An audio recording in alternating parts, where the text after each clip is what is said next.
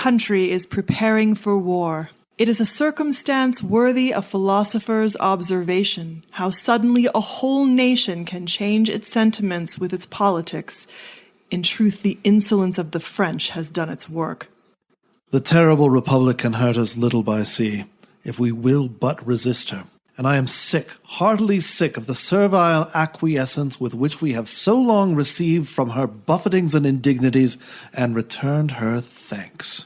Writing in mid-June 1798, Henrietta Liston, the wife of the British minister to the U.S., highlighted just how detrimental the XYZ affair was to American sentiment towards the French, even among those who had previously supported the Francophile leaders of the Democratic Republicans. Meanwhile, John Quincy Adams, writing of the affair to William Vans Murray from his post in Berlin in early March, betrayed in his letter a simmering resentment towards France that lurked in the hearts of other Federalists at home.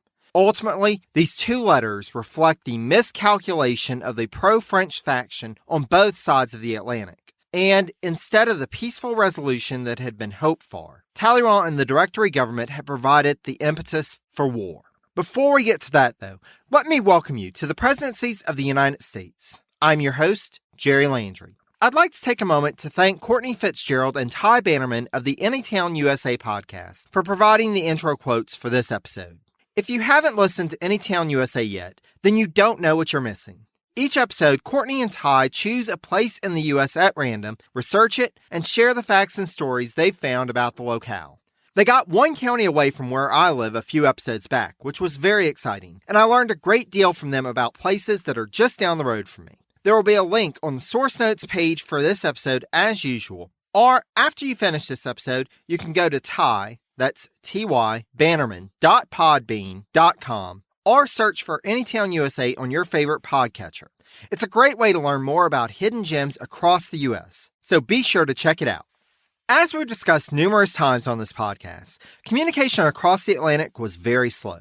Thus, when important diplomatic missions were sent from the U.S. to Europe, leaders in Philadelphia would be watching every ship coming into the harbor to see if it carried news, reports, or even rumors of any progress or failure of the missions that had been sent out. So too was the case for the commission that had been sent to Paris. As New Year 1798 came and went, though, there was still no word about the negotiations. There was word, however, that the Habsburgs had capitulated to the French, and Adams recognized that the more nations the French were able to force into peace, the less willing the Directory would be to compromise with the U.S. Vice President Jefferson, on the other hand, felt that the longer that went by without news, the more likely it was that negotiations had been entered into, and that, barring any Federalist trickery, peace between the U.S. and France was soon at hand. Jefferson eagerly awaited the good news, as 1797 had not been a good year for him. His role as vice president left him in an unenviable position. Though the acknowledged leader of the Democratic-Republican faction, his position as VP meant that he could not be seen as acting in too partisan of a fashion. Further, the office carried few official duties.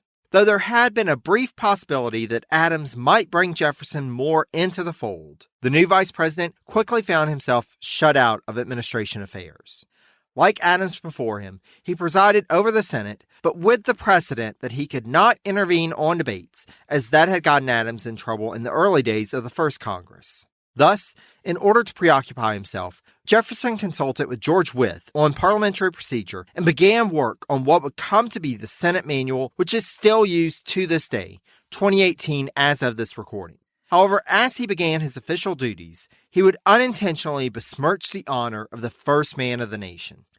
As noted in episode 1.35, it would be around the beginning of the special session of Congress in the spring of 1797 that Jefferson's letter to Philip Mazzei, in which he dared to question George Washington himself, became public.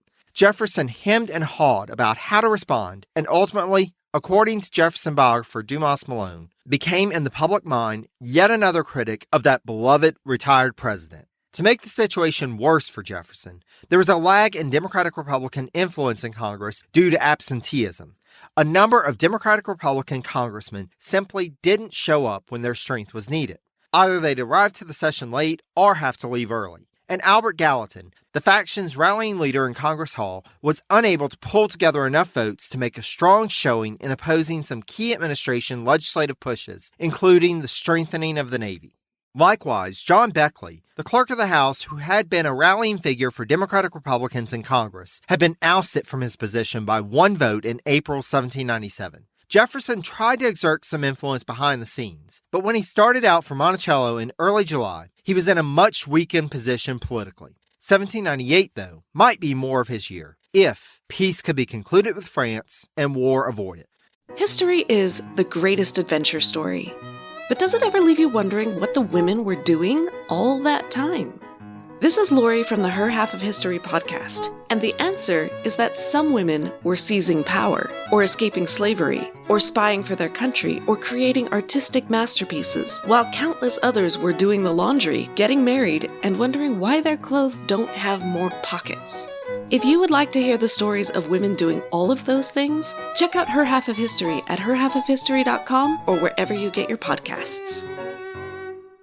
There certainly was no peace in Philadelphia at the beginning of 1798, however. The House took up the impeachment of William Blount, as discussed in episode 2.6. Though Blount had been expelled from the Senate without a trial, the House was considering formal impeachment charges in January 1798 when partisan disagreements reached a fever pitch between two of that body's members. Towards the end of the month, Roger Griswold, a Federalist from Connecticut, began insulting the military record of Matthew Lyon, a Democratic Republican from Vermont. Lyon happened to overhear Griswold at one point and calmly stood, approached Griswold, and spit in his face. Though it is hard to imagine given the rhetoric and declamations thrown around in modern-day political back and forth, there are rules about how House members are supposed to conduct with one another, and hawking a loogie at a fellow U.S. representative is not considered good form. Thus, debate in the House turned from Blount and focused in on whether or not Lyon should be expelled from the body. For nearly 2 weeks, the debate raged. Despite the insult, it seemed that the tide was turning in Lyon's favor. Possibly because they felt that the attack wasn't completely uncalled for, since Griswold had, after all, been insulting Lyon within earshot. For Griswold, though, this was too much. He was a graduate of Yale, after all. His father had been governor of Connecticut. Lyon, meanwhile, was an immigrant from Ireland, and was just some country bumpkin from the wilds of Vermont who hadn't even been in the House a year. Who did he think he was, anyway? Griswold decided that he would show him, and approached Lyon's desk in the House and started attacking him with his cane. Now, just from the little we know of Lyon, do you think that he's going to take this line down? No, dear listener, Lyon proceeded to grab a pair of fire tongs, and the two went at it right there on the floor of the House. As described by Adams biographer Page Smith, quote, the two men grappled and rolled on the floor until they were separated. Lyon, red and raging, shouted that he wished nothing better than to be left alone with his adversary. As Jefferson wrote to Angelica Church, Hamilton's sister-in-law, quote, party animosities here have raised a wall of separation between those who differ in political sentiments. A wall was certainly forming in the heart of Jefferson's friend Abigail Adams. In early February, she wrote about, quote, the brutal conduct of that wild Irishman Lyon, and bemoaned that, quote, yet will there not be found impartial men enough in the House to expel the wretch. Even shortly after Griswold's attack, Abigail was still referring to Lyon as, quote, the beast of Vermont. It was in the midst of all this partisan animosity that President Adams had to consider what should be the course of action should the news from France not be favorable. On January 24th, he sent a memorandum to his cabinet asking for their opinions on a few scenarios on the chance that the envoys were not received by the French government. Should all of the envoys return to the U.S. or all stay in Europe? Or should two of them come back and one remain in Holland? What should be recommended to Congress? An embargo? War? How should the U.S. approach Spain, Holland, and Portugal?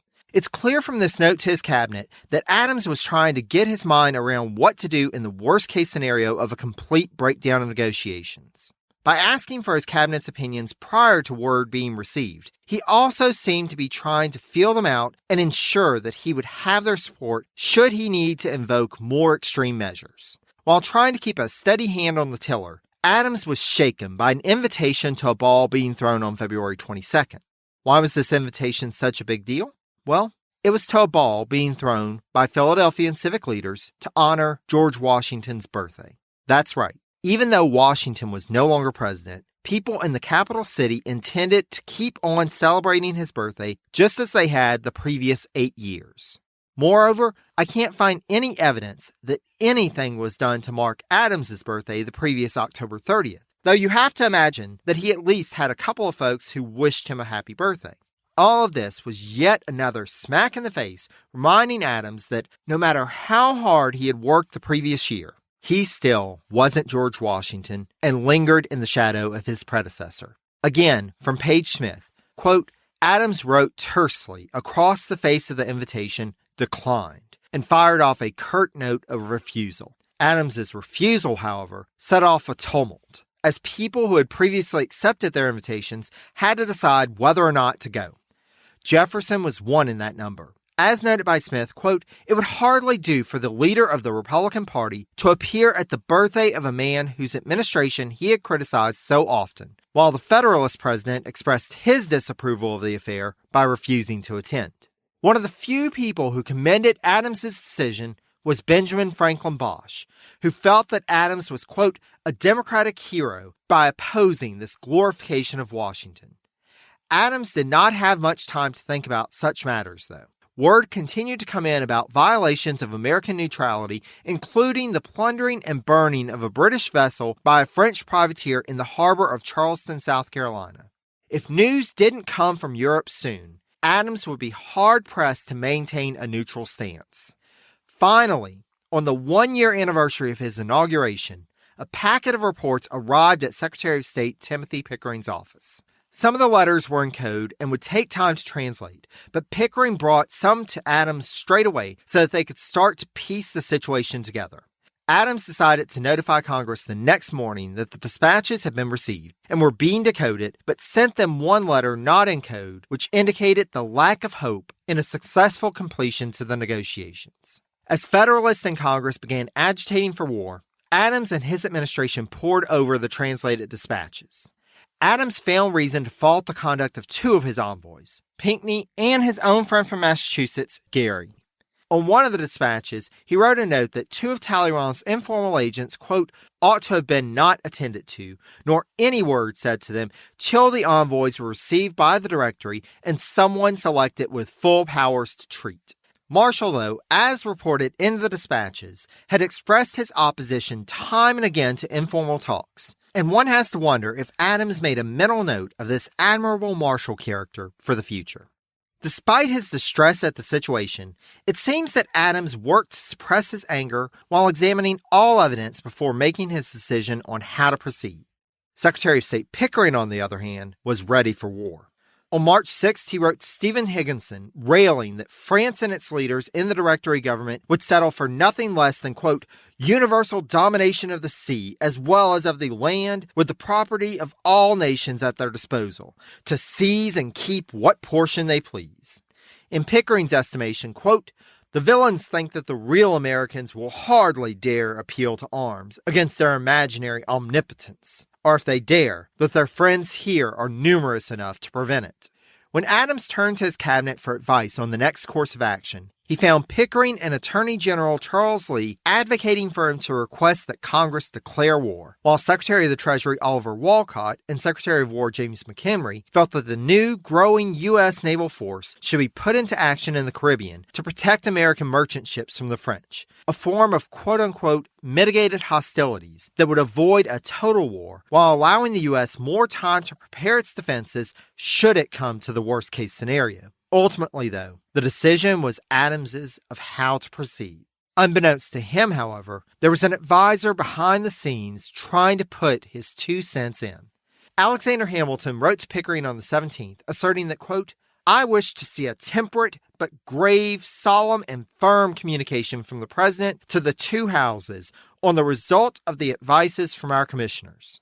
After outlining in some depth what the message should contain, Hamilton wrote that he felt it should, quote, conclude that leaving still the door to accommodation open and not proceeding to final rupture. He then listed 7 measures that should be passed along to Federalists in Congress to implement, including arming merchant vessels, the completion of the naval frigates, enhanced powers for Adams, quote, to provide and equip 10 ships of the line, a sharp increase in the size of the army, the fortification of key ports, and, quote, the suspension of our treaties with France till a basis of connection shall be reestablished by treaty. One can only wonder what Adams would have thought about what Hamilton, quote unquote, wished to see out of his message or response. But luckily for everyone, as far as we know, at this point, Adams remained unaware of this backdoor communication, and though he had started work on drafting a message to request war, ultimately opted for the mitigated hostilities strategy.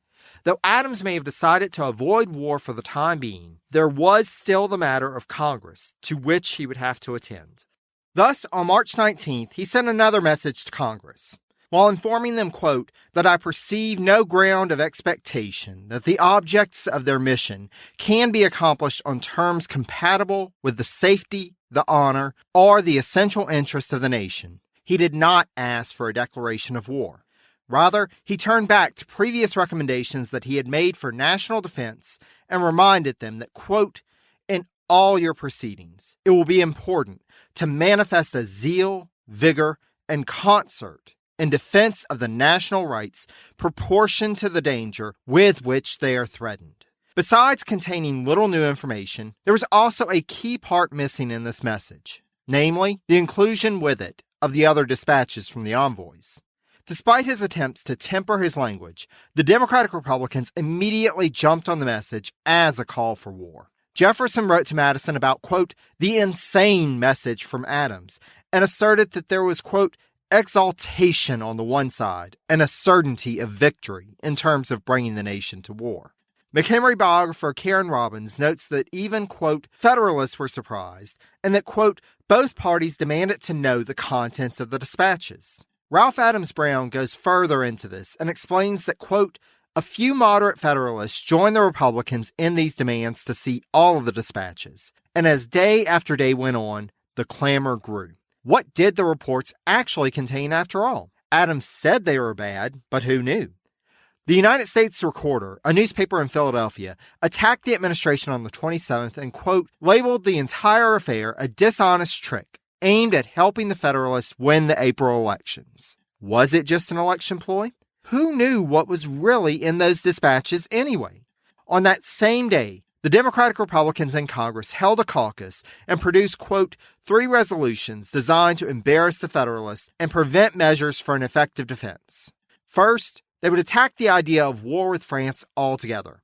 They would also question, quote, the legality of arming merchantmen. And, just for good measure, the final resolution would jab at Great Britain. Finally, on the 30th, William Branch Giles of Virginia put a resolution before the House of Representatives demanding that Adams send the House, quote, all dispatches received from the envoys. The House subsequently passed an amended version of the Giles resolution on April 2nd by a vote of 65 to 27. The amended version called for not only the reports from the envoys, but also their original instructions. Who knows? Maybe Adams instructed them to just go over and cause a pretext for war. Speculation was running wild at this moment, and Adams knew, given the situation and the fact that he may be leading the nation into war sooner rather than later, that he needed to quell the divisive rumors and try to bring the nation together. Thus, he decided to lay all the cards on the table. The day after the House resolution passed, he sent to both the House and the Senate the envoys' original instructions as well as their dispatches, redacted only to conceal the names of Talleyrand's intermediaries. His only request in his brief message to them was, quote, that they, i.e. the documents, may be considered in confidence until the members of Congress are fully possessed of their contents and shall have had opportunity to deliberate on the consequences of their publication, after which time I submit them to your wisdom. He knew how inflammatory they would be, and thus wanted Congress to carefully consider the consequences of releasing them to the public. As noted by Ralph Adams Brown, quote, perhaps no contemporary description of the confusion and dismay these documents caused in the Jeffersonian ranks is equal to the brief comment Abigail sent to her sister the very next day. The Jacobins in Senate and House were struck dumb and opened not their mouths. In the history of American politics, this remains to this day, at least in my mind, one of the biggest miscalculations. The Democratic Republicans from Jefferson on down had expected that there would be something incriminating, something damaging, anything to Adams or the envoys or the administration or the Federalists. Instead, the only incrimination was on the part of the French government. We'll talk more about the reaction of political leaders of the time in a future episode, as the measures passed in response would have long-term effects for the future of the nation and for Adams's legacy. Suffice it to say that when the Senate voted to release the documents to be published in the newspapers, as described by historian Ralph Adams Brown, quote, "The tale of French duplicity and intrigue, the insults to the American commissioners and to the nation, spread from state to state and city to city. Almost overnight, the temper of the nation changed. Some Republican representatives left Congress and returned to their homes. Some members of Congress who had been undecided as to their political loyalty now joined the Federalists. The general public endorsed President Adams and drank toast to Pinckney and Marshall. There were already rumors that Gary had been less firm than his colleagues. As the tide turned on one side of the Atlantic, let's shift back to Europe and pick up with the envoys to see what the Memorial of January had accomplished. Surprise, surprise, Talleyrand enlisted intermediaries to help him in his response, though it took a couple of weeks before he put his new plan into place. He decided to turn the tables a bit and initiate a little divide and conquer scheme. In addition to the Count de Beaumarchais, who we discussed last episode, Talleyrand recruited Pierre Dupont de Nemours to help him in this latest volley. As you may recall, Beaumarchais was already familiar with Marshall through business dealings, so he took Marshall, while Dupont was an old friend of the Pinckneys. Talleyrand, meanwhile, would personally apply the pressure to his friend Elbridge Gerry. Now, be ready with those grains of salt, but I have to wonder whether Talleyrand actually expected anything to come out of his intermediaries approaching the other two envoys, or if the true aim of all of this was just to get to Gerry. Gerry was, after all, much better acquainted with President Adams than the other two, and was known for having affinities towards the French. When they met in early February, Talleyrand proposed that he and the Directory government just deal exclusively with Gerry and cut out the other two envoys. The two went on to have an in-depth discussion, and when he returned to their lodgings, Gerry admitted to Marshall, quote, that Talleyrand had made some propositions to him that he could not discuss with either Marshall or Pinckney, and that he had to provide Talleyrand with an answer within the next couple of days, as it was a matter of whether there would be, quote, peace or war between the two republics. Now, as the envoys' pseudo-negotiations had gone on, the war between Britain and France continued. The negotiations at Lille had broken down in September 1797 in the aftermath of the coup of 18 Fructidor, and soon after the British government was given a shot in the arm by the complete decimation of the Dutch fleet at the Battle of Camperdown on October 11th. Part of the motivation for the conquest, liberation, of the Netherlands by the French Republic had been getting access to the Dutch fleet, which was better equipped and more well-renowned than the French fleet. However, the British Navy proved themselves more than up to the task when the two forces faced off at Camperdown, and this victory would buttress the British resolve to continue to prosecute the war against the French. Thus, with an end to the war growing ever further in sight, the Directory issued a decree on January 18th asserting that, rather than the flag being flown by a vessel on the high seas being the factor determining a vessel's neutrality, the French Navy would instead judge neutrality based on the cargo on board. Quote, anything of English origin on board, goods, equipment, clothing, would subject the ship to seizure. In addition to being contrary to the international standard of neutrality, it's easy to see how this decree would lead to increased hostilities between the U.S. and France. How could one judge whether a ship's cargo was of English origin without actually boarding the vessel and examining the cargo? War was looming ever closer, and this fact played on the mind of Elbridge Gerry. On February 10th, he revealed to his colleagues that the Directory was demanding that the U.S. provide a loan to the French government and would likely throw them all out of the country if they didn't agree to it. At this point, the Directory was desperate for funds. French currency had swung sharply from inflation to deflation, and despite efforts to raise revenue, the Directory at the end of September 1797 had been forced to do what no French government in the turmoil of the nearly decade-long French Revolution had been forced to do. They declared bankruptcy. In the midst of this financial instability, the military still had high ambitions. Napoleon, after his victories in Italy and Austria, had been recalled to Paris to discuss another project, namely invading England. That too would take money though, which brings us back to our envoys. Gary got the message that they were desperate and tried to convince his colleagues to agree to the loan. Marshall argued that the loan would violate American neutrality, and besides, hadn't they talked about all this a while back and agreed that it was off the table? Meanwhile, Pinckney was just done. As early as November 9th, Pinckney had written to a captain asking about whether he had space on his ship for passengers back to the U.S. Neither Pinckney nor Marshall was interested in discussing a loan. Marshall decided to go see Talleyrand himself to see what could be worked out, but he got nowhere. The three commissioners conferred again, but weren't able to come to a consensus except to meet with Talleyrand again, who, it should be noted, did agree to meet with all three commissioners once more instead of just going through Gary. As they were preparing for their meeting with the French foreign minister, Marshall and Pinckney confronted Gary on March 1st. They had gotten word that Talleyrand had approached Gary about the possibility of keeping him in Paris, but sending his colleagues home. Was it true? Gary came clean and said that yes, it was true. With that admission, the team was broken, and Talleyrand had the upper hand. March saw more back and forth between the commissioners and Talleyrand. The foreign minister shifted his position to emphasize the loan for the Directory government as key to any agreement, and Gary and Marshall offered to go back to Philadelphia to get instructions on how to proceed. However, Talleyrand didn't want to lose Gary, so he worked through agents to try to convince Pinckney and Marshall to leave France voluntarily. Gary at one point vowed to leave if his colleagues were ordered out of France, but towards the end of the month told Marshall that he felt it important that he stay if possible to prevent the outbreak of war. As the month drew to a close, it was clear that there was to be no progress so long as they stayed, so Marshall and Pinckney started to make preparations.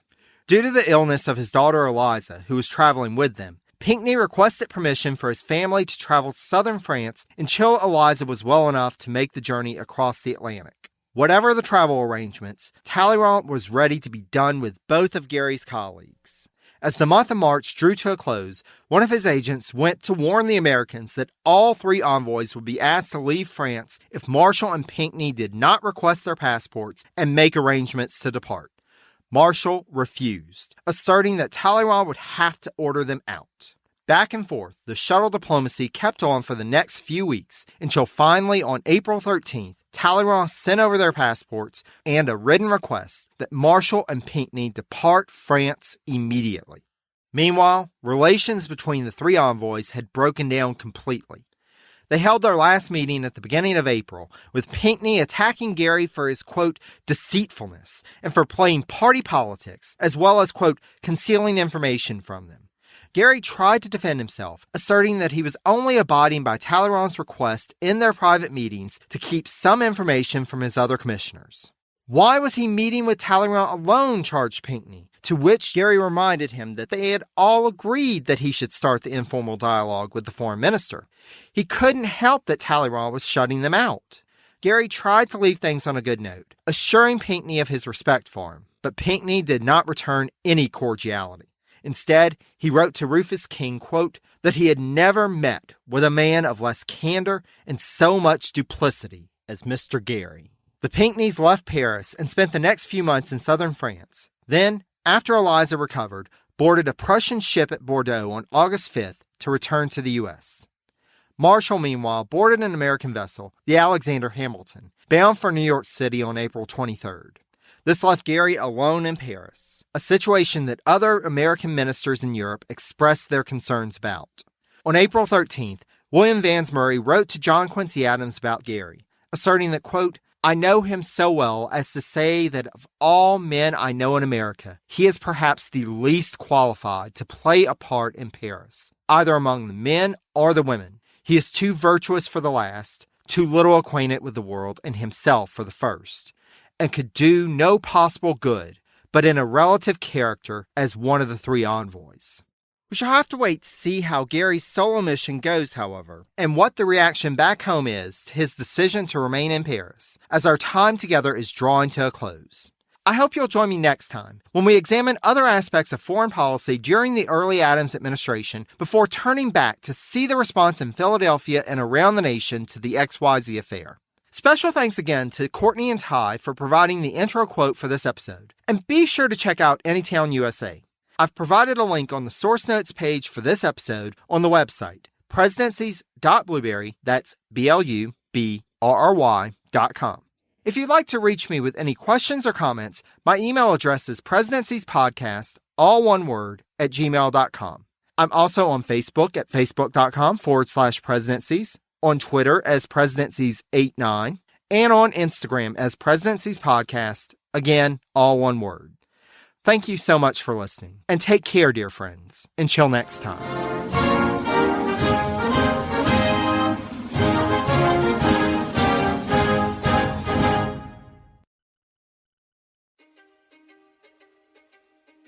History is complicated.